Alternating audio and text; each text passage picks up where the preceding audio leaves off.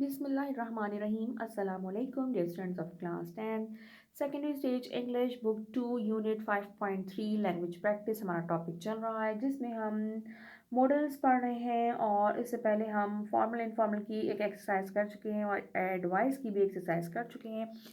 आज हम एक्सरसाइज 6 के साथ हाजिर हुए हैं। उसमें हमें करना क्या है देख लेते हैं। जी जनाब। राइट रिक्वेस्ट और advice for the following situations.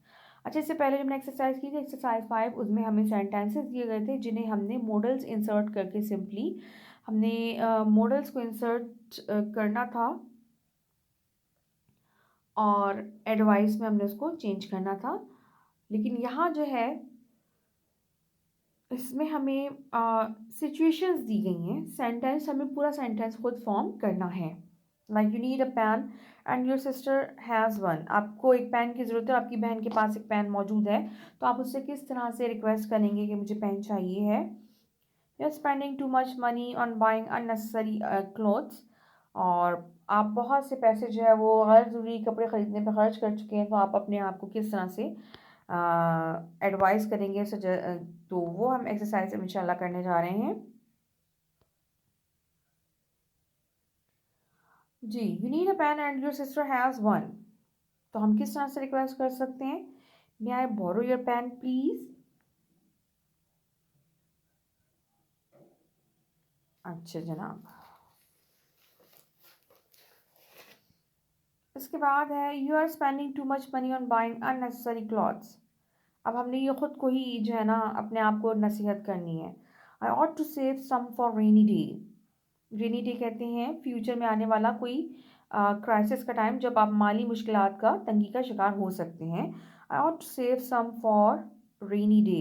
मुझे कुछ पैसे मुश्किल वक्त के लिए बचा के रखने चाहिए। रेनी डे जो है वो एक फ्रेज़ है जो कि मतलब फ्यूचर में के लिए यूज़ होता है किसी ऐसे टाइम के लिए जब आप किसी माली मसाइल का शिकार हो सकते हैं। अब ये हमने खुद को जो है वो एडवाइस की है। I ought to save some for rainy day. Your friend is leading an unhealthy lifestyle. You had better change your life style.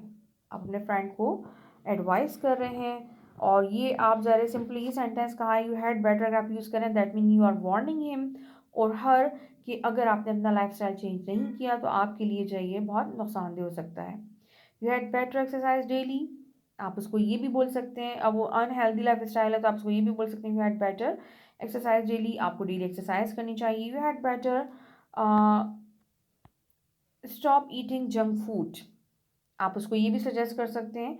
अब भाई ज़ाहिर है अनहेल्दी लाइफ स्टाइल है तो आप कुछ भी उसको एडवाइस कुछ भी सजेशन जो उसकी हेल्थ के लिए हो सकती है तो आप कुछ भी कर सकते हैं। ज़रूरी नहीं कि आप सिंपली यही बोलें कि जनाब अपना लाइफ स्टाइल चेंज करो। तो हम ये भी बोल सकते हैं had better stop eating junk food. जी जनाब। You want to half day leave from your principal as there is an emergency in your family. Half day leave चाहिए अपने प्रिंसिपल से, फैमिली में कोई इमरजेंसी है। Sir would you be kind enough to grant me a half day leave. Request के लिए हम पहले पढ़ चुके हैं कि फॉर्मल रिक्वेस्ट के लिए हम वुड कुड और मे यूज़ करते हैं। Sir may I take half day leave to take my mother to the hospital. अब ज़ाहिर घर में कोई इमरजेंसी है तो वो कुछ भी हो सकती है, कोई भी सिचुएशन आप अपने जहन से क्रिएट करके लिख सकते हैं। इस तरह की बेटा जो भी एक्सरसाइजेज होती हैं उसमें कोई हार्ड एंड फास्ट रूल नहीं होता कि ना आप यही सेंटेंस हमने बनाना है। ज़ाहिर है इसमें आप अपने जहन से जो दिल चाहे उन रूल्स को फॉलो करते हुए आप कोई भी सेंटेंस बना सकते हैं। Your brother is going to the stadium to watch a cricket match and you want to go with him. आपका भाई क्रिकेट स्टेडियम जा रहा है मैच देखने के लिए और आप चाहते हैं कि आप भी उसके साथ चले जाएं। Could you take me with you please? क्या आप मुझे अपने साथ ले जा सकते हैं? May I go with you please? क्या मैं आपके साथ चल सकती हूँ? My friend was telling me a secret about her family. मेरी फ्रेंड अपने फैमिली के बारे में मुझे एक सीक्रेट बता रही थी।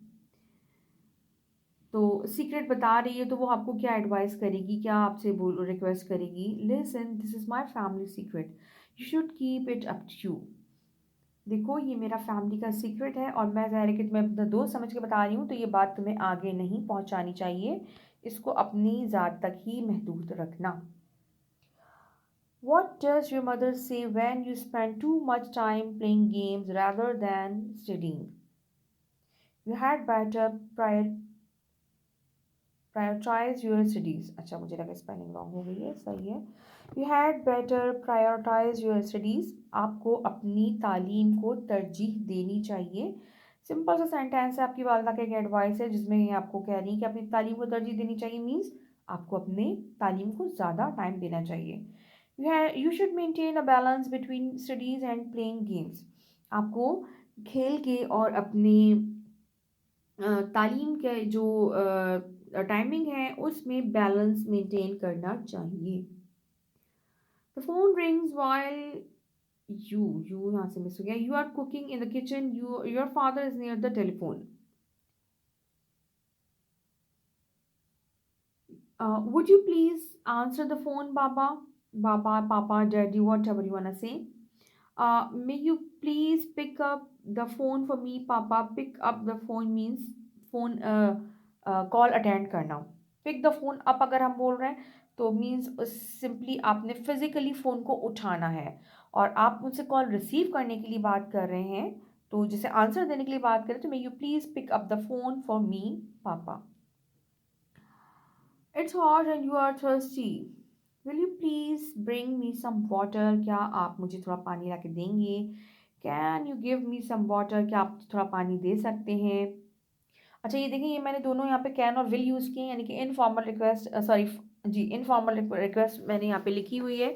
क्योंकि मोस्टली ज़ाहिर पानी वगैरह हम मांगते हैं तो हम किसी बड़े से तो नहीं मांगते जो हम फॉर्मल रिक्वेस्ट करें। तो ज़ाहिर हम अपनी किसी अपने से छोटे से भी, अपने किसी हम उम्र से, अपने दोस्त से, भाई बहन से अगर हम मांग रहे हैं तो इसलिए हमने यहाँ पे इनफॉर्मल रिक्वेस्ट यूज़ की है। You are studying for an exam but your brother listen to loud music. तो अब आप उसको किस तरह रोकेंगे? Can you please turn the volume down, turn down the volume, दोनों ही ठीक हैं। लेकिन ये कि बहुत से लोग जो है इस सिलसिले में मतलब वो कहते हैं कि जनाब टर्न द वॉल्यूम डाउन पे अगर हम अपना सेंटेंस ऐड कर रहे हैं, एंड कर रहे हैं तो फॉर्मल वे में यही होता है कि हम जो प्रपोजिशन है उस पर अपना सेंटेंस एंड ना करें। वैसे तो होता है और इंग्लिश में भी होता है, लेकिन इंग्लिश ही लैंग्वेजेस की मतलब जो उनकी बात कर रही हूँ कि टीचर्स हैं उनका मानना ये है कि हमें जो है वो सेंटेंस को प्रपोजिशन पे ऐड नहीं करना चाहिए। फॉर्मल वे में ये मतलब इनफॉर्मल लगता है, थोड़ा इनअप्रोप्रिएट लगता है। बहरहाल, can you please turn the volume down, या can you please turn down the volume, I am finding it difficult to concentrate. मुझे अपनी पढ़ाई पे, मैं पढ़ रही हूँ तो मुझे कंसनट्रेट करने में दुश्वारी का सामना करना पड़ रहा है। जी जनाब, तो ये हमारी एक्सरसाइज 5 भी आज कंप्लीट हो गई है और उम्मीद है कि आपके लिए हेल्पफुल रही होगी। आपको